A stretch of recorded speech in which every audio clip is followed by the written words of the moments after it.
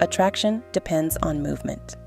A person moves toward what they still have space to think about, anticipate, wonder about, and emotionally experience, which is why constant access can slowly reduce the very tension that creates desire in the first place.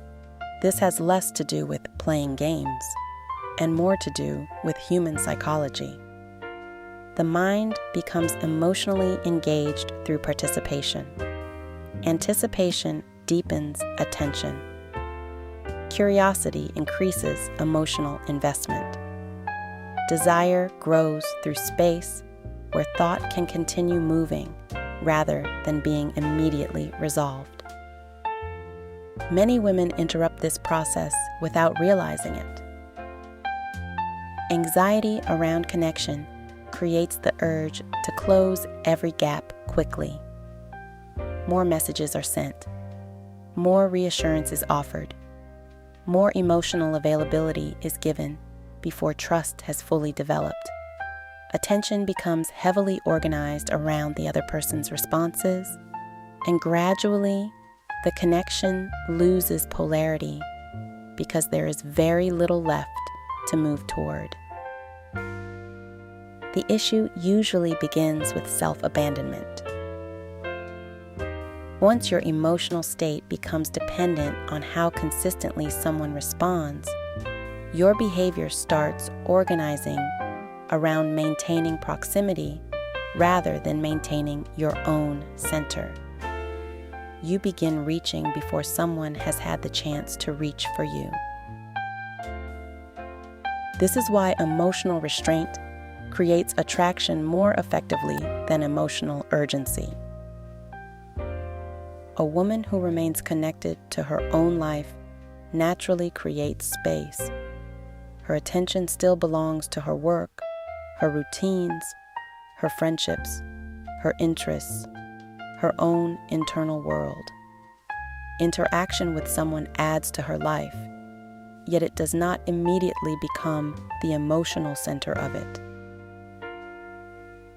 Presence becomes more valuable when it is intentional instead of constant. Conversations carry more weight when there is room between them. Desire remains active when someone still has the psychological space to think about you instead of continuously consuming your attention. Practical changes shift this dynamic quickly. Pause before responding immediately to every message, especially when the impulse comes from anxiety rather than genuine desire to connect. Stop over-explaining your emotions in real time. Allow conversations to end naturally instead of extending them to reduce uncertainty.